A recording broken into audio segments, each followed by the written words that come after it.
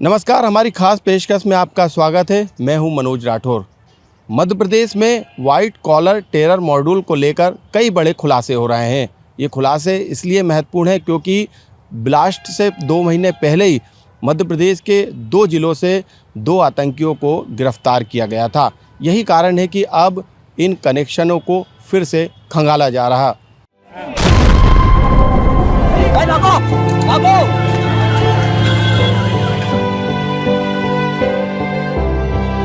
दिल्ली में हुई आतंकी घटना के तार अब मध्य प्रदेश से जुड़ रहे हैं। यही कारण है कि अब इस पूरे मॉड्यूल को लेकर जांच तेज हो गई है। मध्य प्रदेश की एजेंसी भी उस यूनिवर्सिटी जिसमें डॉक्टर नहीं बल्कि आतंकी तैयार किए जा रहे थे, उसके मालिक जो कि महू का रहने वाला है, वहां पर भी एजेंसियों ने अपनी जांच को तेज किया है। यही कारण है कि अब मध्य प्रदेश एजेंसियां इस पूरे घटनाक्रम को लेकर अलर्ट पर हैं। दिल्ली में कार धमाके के बाद देश की एजेंसियां अलर्ट मोड पर आ गई हैं। मध्य प्रदेश में भी पुलिस सतर्क हो गई है। हर जगह चेकिंग और टेरर नेटवर्क से जुड़े इनपुट पर काम किया जा रहा है। एनआईए से लेकर तमाम एजेंसियां जांच कर रही हैं और इस बीच अब बम ब्लास्ट का कनेक्शन इंदौर के महू से देखने को मिला है। दरअसल कार ब्लास्ट का मुख्य आरोपी डॉक्टर उमर नबी फरीदाबाद की जिस अल फलाह यूनिवर्सिटी में पढ़ाता था, उसका चेयरमैन जवाद अहमद सिद्दीकी मूल रूप से महू का रहने वाला है। डॉक्टर उमर नबी ने i20 कार में विस्फोटक के साथ खुद को उड़ा लिया, जबकि इसी यूनिवर्सिटी में पढ़ाने वाले डॉक्टर मुजम्मिल शकील को विस्फोटक जमा करने के मामले में गिरफ्तार किया गया। साथ ही डॉक्टर शाहीन सईद को भी पकड़ा गया है। अल फलाह यूनिवर्सिटी में तैयार हो रहे आतंकी डॉक्टर की जगह तैयार हो रहे थे white collar terrorist. Jawad Ahmad Siddiqui university का कुलाधिपति, अल फलाह चैरिटेबल ट्रस्ट का अध्यक्ष भी है जवाद अहमद।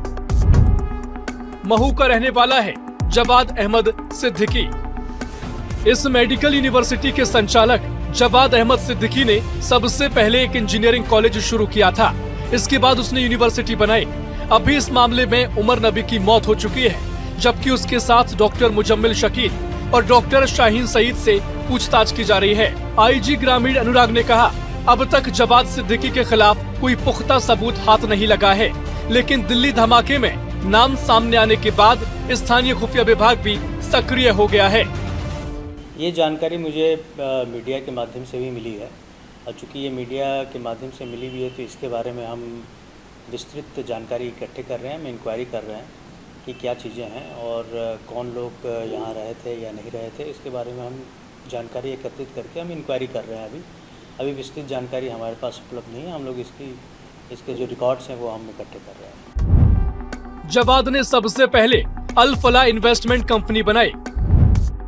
मुनाफे का लालच देकर लोगों से निवेश कराकर ठगी की गई। 2001 में आर्थिक गड़बड़ी के बाद जवाद परिवार के साथ दिल्ली भाग गया। फरीदाबाद में जवाद अहमद ने इंजीनियरिंग कॉलेज की नींव रखी। बाद में कॉलेज को अल फलाह यूनिवर्सिटी में तब्दील कर दिया गया। जवाद अहमद का परिवार करीब 25 साल पहले महू के कायस्थ मोहल्ले में रहता था। उसके 2 भाई भी यहीं पढ़े लिखे हैं। पिता मोहम्मद हम्माद सिद्दीकी महू के शहर काजी रह चुके हैं। उसका सौतेला भाई अफाम हत्या के मामले में जेल भी जा चुका है। उसके घर पर ताला लगा हुआ मिला और वहाँ कोई नहीं रहता। 4 मंजिला घर में 25 से ज्यादा खिड़कियाँ और एक बड़ा तलघर है। 90 के दशक में बने इस घर को स्थानीय लोग मौलाना की बिल्डिंग के नाम से जानते हैं। घर जवाद के पिता हम्माद के नाम पर है। उनकी 1995 में मौत हो चुकी है। दिल्ली ब्लास्ट से तार जुड़ने के बाद मध्य प्रदेश की जांच एजेंसियों ने जवाद और उसके परिवार के पुराने रिकॉर्ड की जांच शुरू कर दी। वहीं एसपी ग्रामीण यांगचेन डोलकर भूटिया ने कहा, पुलिस जवाद सिद्दीकी और उसके परिवार के पुराने ठिकानों और परिचितों से पूछताछ करेगी ताकि उसके महू कनेक्शन को और भी स्पष्ट किया जा सके। यूनिवर्सिटी नहीं, वो हम लोग देखेंगे उसमें। अभी तक तो यूनिवर्सिटी होने का कोई प्रमाण नहीं आया है। It is under investigation and I will be able to comment once things are final. Mhow से कनेक्शन क्या है ये हम भी जानने की कोशिश कर रहे हैं और जांच जारी है। जैसे मैंने आपको बताया है, अभी हमको भी आपके ही माध्यम से पता चल रहा है। So this is under investigation. हम बात करेंगे और इसके बारे में जानकारी लेंगे। दिल्ली में हुए कार विस्फोट और हरियाणा के फरीदाबाद से बरामद 2563 किलो विस्फोटक मामले में अल फलाह यूनिवर्सिटी चर्चा में है। मध्य प्रदेश से तार जुड़ने के बाद पुलिस और जांच एजेंसियां अलर्ट मोड पर आ गई हैं। मुखबिर तंत्र को सक्रिय कर दिया गया है। बीते कुछ साल में आतंकी संगठनों की सक्रियता के मद्देनजर प्रदेश की एजेंसियां केंद्र और दूसरे राज्यों के साथ लगातार जानकारियों को साझा किया जा रहा है। मनोज राठौर, BSTV, भोपाल। आपने देखा कि किस तरीके से ये पूरे तार मध्य प्रदेश से जुड़ रहे हैं, लेकिन इसके पीछे सबसे बड़ी जो वजह है वो पुलिस का फेल्यूर है, क्योंकि इंटेलिजेंस को जानकारी नहीं लगती। यही कारण है कि राजगढ़ हो या भोपाल, दूसरी जांच एजेंसियों ने कार्रवाई करते हुए 2 आतंकियों को गिरफ्तार भी किया था। लेकिन चौंकाने वाली बात है कि जब इनसे पूछताछ की गई तो ये पता चला कि दिल्ली को दहलाने की साजिश इन्हीं ने रची थी।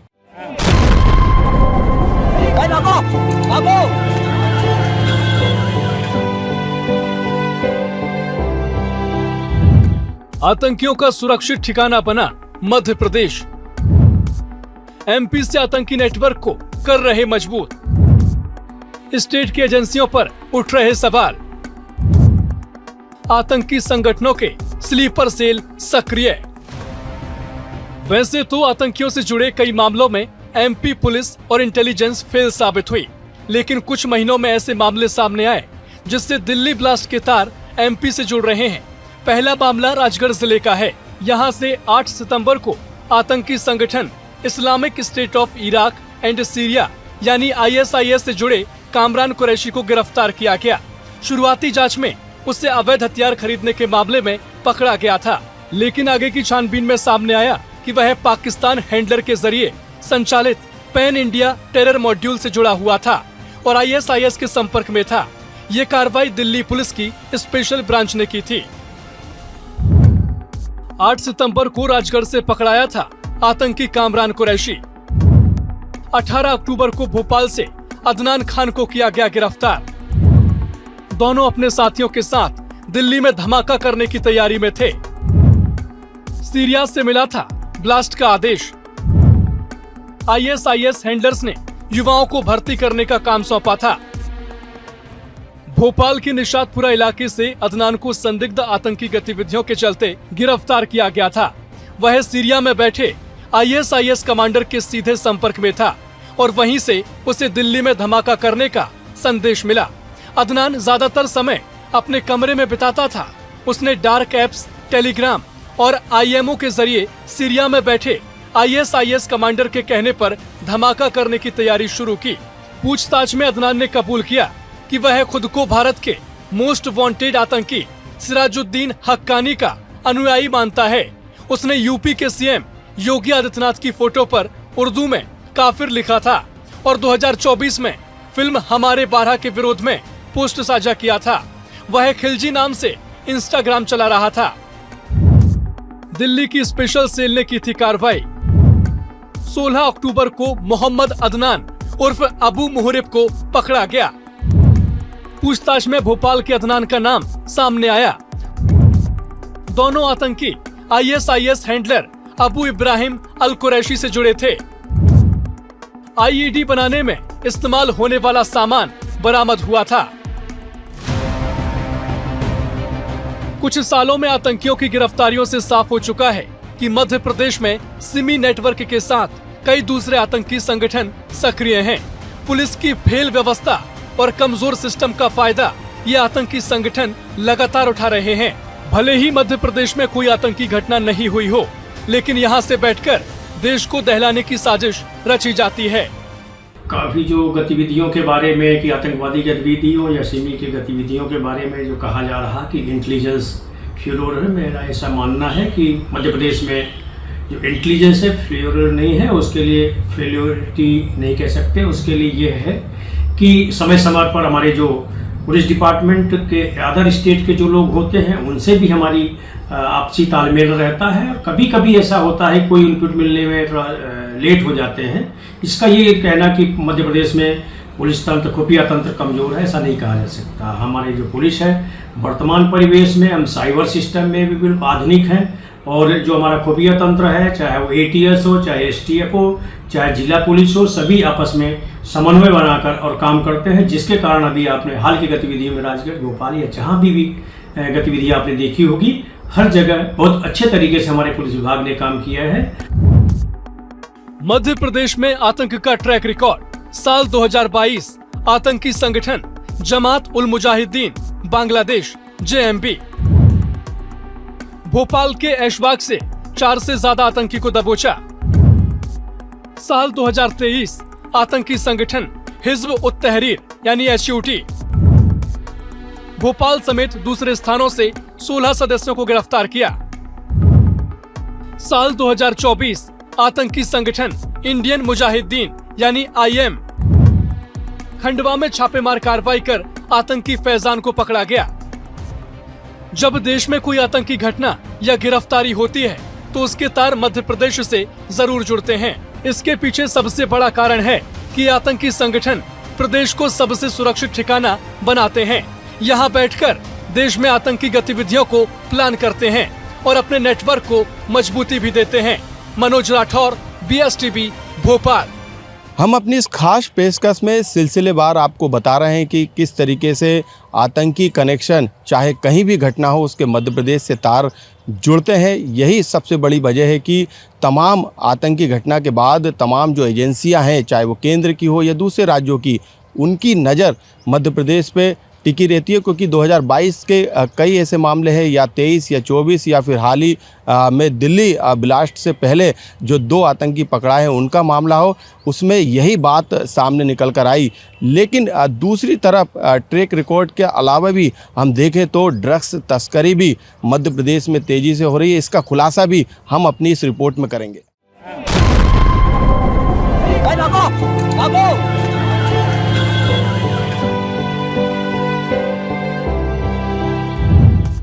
मध्य प्रदेश में police system fail, intelligence system की खुली पोल, आतंकी तस्करों का सुरक्षित ठिकाना, पुलिस को नहीं लग रही भनक, नाकाम पुलिस, पनप रहे अपराधी, दूसरे राज्यों की MP पर नजर। पिछले कुछ सालों में ड्रग्स और आतंक से जुड़े ऐसे मामले सामने आए जिसने MP पुलिस पर सवाल खड़े कर दिए हैं। प्रदेश की राजधानी में ड्रग्स की फैक्ट्री हो या फिर आतंकियों की मौजूदगी, ये ऐसे मामले हैं जिसमें MP पुलिस की एजेंसियों ने नहीं बल्कि दूसरे राज्यों और केंद्र एजेंसियों ने कार्रवाई की। पुलिस की नाक के नीचे आतंकी और ड्रग तस्कर खूब पनप रहे हैं। हैरत की बात यह है कि इसकी भनक पुलिस सिस्टम को नहीं लग रही है। केस नंबर 1, भोपाल में Delhi narcotics control bureau, Gujarat ATS की कार्रवाई। बगरोदा औद्योगिक क्षेत्र में ड्रग्स फैक्ट्री पर छापा मारा। 1814 करोड़ रुपए कीमत की 900 किलोग्राम MD ड्रग बरामद की गई। केस नंबर 2, DRI का जगदीशपुर में ड्रग्स फैक्ट्री पर छापा। 92 करोड़ रुपए कीमत की 61.2 किलोग्राम मेफेड्रोन MD ड्रग जब्त की गई। ये 2 मामले बताने के लिए काफी हैं कि MP में ड्रग तस्करी का कारोबार खूब फल फूल रहा है। MP की तमाम एजेंसियां इन बड़े मामलों में फेल साबित हुई हैं, असफल साबित हुई हैं। 1 साल से ड्रग्स की फैक्ट्री चल रही थी और इसकी भनक तक हमारी एजेंसियों को नहीं लगी।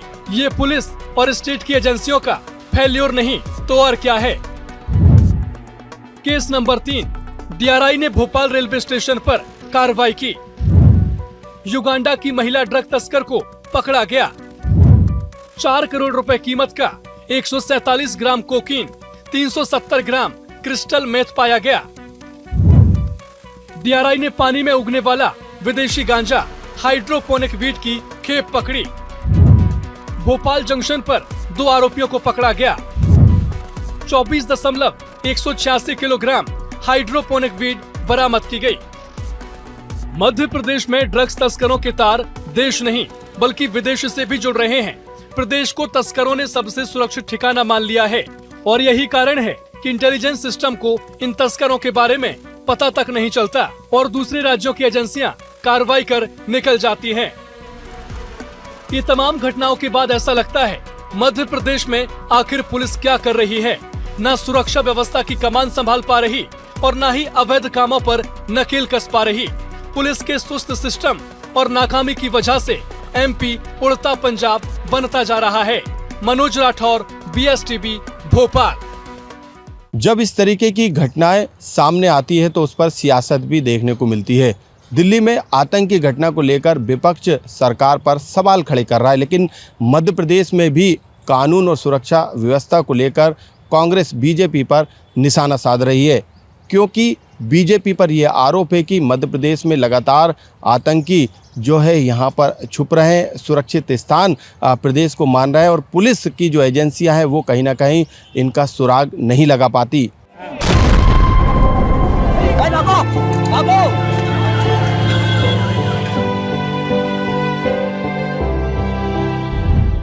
आतंक पर सियासी बवाल, खड़े किए कानून व्यवस्था पर सवाल। दिल्ली से लेकर MP तक सवाल, कौन देगा जवाब, कितने हैं गुनहगार। देश में व्हाइट कॉलर टेरर नेटवर्क फैल रहा है। इस नेटवर्क से जुड़े लोग देश को दहलाने की गहरी साजिश रच रहे हैं। हमारी एजेंसियों की इस नेटवर्क पर नजर है। इसके बावजूद दिल्ली में इस नेटवर्क ने ब्लास्ट कर दिया, धमाका कर दिया। अब एजेंसियों के सामने ये चुनौती है कि वे किस तरह से देश में फैले इस नेटवर्क को ध्वस्त करती हैं। आतंक से जुड़ी कोई भी घटना होती है तो उस पर सियासत भी देखने को मिलती है। दिल्ली ब्लास्ट का कनेक्शन MP से जुड़ने लगा है। यही कारण है कि अब इस पर सियासत भी होने लगी है। कांग्रेस ने भारतीय जनता पार्टी पर निशाना साधा। प्रदेश कांग्रेस प्रवक्ता फिरोज सिद्दीकी ने कहा, दिल्ली जैसा हाल मध्य प्रदेश में भी है। MP से खुफिया जानकारी लीक की जा रही है। प्रदेश में लगातार आतंकी पकड़े जा रहे हैं। मध्य प्रदेश से सभी आतंकी कनेक्शन जुड़ रहे हैं। मध्य प्रदेश की कानून और सुरक्षा व्यवस्था तबाह हो चुकी है। दिल्ली का इंटेलिजेंस फेल्यूर है। आप देखिए, पुलवामा में अटैक हुआ, पुलवामा के आतंकी कौन थे पता नहीं चला। ना ही हमको ये पता चला कि हमारे पहलगाम में हमारी बहनों का सिंदूर किसने उजाड़ा, ये पता चला। और अब ये जो है दिल्ली की राजधानी में जो है टेरर अटैक होना, ये इस बात का घोतक है कि भारतीय जनता पार्टी की सरकार में आम जन जो है वो सुरक्षित नहीं है और इंटेलिजेंस जो है हमारी वो फेल हो गई है। अभी तक कांग्रेस पार्टी ये सवाल करती कि अभी तक इसको आतंकी हमला क्यों घोषित नहीं किया गया, इस बात का जवाब हमको चाहिए। दिल्ली में ब्लास्ट की घटना के बाद मध्य प्रदेश में अलर्ट जारी कर दिया गया है। सतर्कता बरतते हुए सबसे पहले DGP कैलाश मकवाना ने वर्चुअल पुलिस अधिकारियों की बैठक ली। इसके बाद मुख्यमंत्री डॉक्टर मोहन यादव ने भी मंत्रालय में गृह विभाग की बैठक लेकर आवश्यक दिशा निर्देश दिए। मुख्यमंत्री ने सभी जिलों के अफसरों को अतिरिक्त सतर्कता बरतने के लिए कहा। प्रदेश सरकार पर सवाल खड़े करने पर बीजेपी ने पलटवार भी किया। बीजेपी विधायक भगवान दास सपनानी ने कहा, देश और प्रदेश में आतंकवाद के लिए जीरो टॉलरेंस की नीति है। दिल्ली में हुई घटना दुखद है। MP की एजेंसियां इनपुट के आधार पर कार्रवाई कर रही हैं। सभी जानकारियों को साझा किया जा रहा है। उन्होंने कहा, MP में ऐसे लोगों को पनपने नहीं देंगे। सरकार देशद्रोही पर कठोर कार्रवाई करेगी। मुख्यमंत्री ने इस पर गंभीरता से विचार किया। जीरो टॉलरेंस की जब बात करते हैं तो आतंकवाद को लेकर भी भारत के माननीय प्रधानमंत्री, माननीय गृह मंत्री ने साफ तौर से कहा है कि आतंकियों को पनपने नहीं दिया जाएगा और जहां अगर जो इस षड्यंत्र में भी सम्मिलित हैं उनके खिलाफ कठोर कार्रवाई होगी। मध्य प्रदेश के माननीय मुख्यमंत्री जी ने बड़ी संवेदनशीलता के साथ इस पर विचार किया है और अगर जो जानकारी, जो आउटपुट है उसके आधार पर कार्रवाई करते हुए कोई भी दोषी आदमी मध्य प्रदेश की सरजमी में पनप नहीं पाएगा। चाहे देश में कहीं हो, भारत की सरकार, मध्य प्रदेश की सरकार ऐसे राष्ट्रद्रोहियों के खिलाफ कठोर से कठोर कार्रवाई करेगी जो खाते तो यहाँ का है लेकिन किसी और की योजना पर काम करते हैं। सियासत अपनी जगह है, लेकिन नेता हैं कि मानते नहीं। उन्हें तो मौका मिलना चाहिए। जब माइलेज लेने की बात आती है तो सियासी तौर पर कोई किसी से पीछे नहीं रहता। मुद्दा छोटा हो या फिर मुद्दा बड़ा, सभी दल उसे भुनाने में जुट जाते हैं। कभी सबूत मांगे जाते हैं तो कई बार सवाल भी खड़े कर दिए जाते हैं। लेकिन इन सब के बीच हमारी एजेंसियां अपने काम को सख्ती से अंजाम देती हैं। मनोज राठौर, BSTV, भोपाल। हमारी खास पेशकश में आपने देखा कि किस तरीके से मध्य प्रदेश में आतंकी पनप रहे हैं, यानी उन्होंने मध्य प्रदेश को सुरक्षित ठिकाना बना लिया है। वो मध्य प्रदेश में बैठकर अपने नेटवर्क को मजबूत करते हैं और देश को दहलाने की साजिश भी रचते हैं। यही कारण है कि अब मध्य प्रदेश की एजेंसियों पर सवाल खड़े होने लगे हैं। तो किस तरीके से मध्य प्रदेश आतंकियों का सुरक्षित ठिकाना बनता जा रहा है और दिल्ली में आतंकी घटना के बाद जो कनेक्शन सामने आए वो काफ़ी गहरे। यही कारण है कि अब एजेंसियां इस एंगल पर भी जांच करी। खास तौर से वाइट कॉलर टेरर के नेटवर्क की जो है वो परतें खंगाली मध्य प्रदेश में भी जारी है, क्योंकि संभावना यही है कि नेटवर्क काफ़ी बड़ा है और मध्य प्रदेश में इस नेटवर्क के तार जुड़े हैं। आज हमारी इस पेशकश में बस इतना ही। आप देखते रहिए BSTV मध्य प्रदेश छत्तीसगढ़।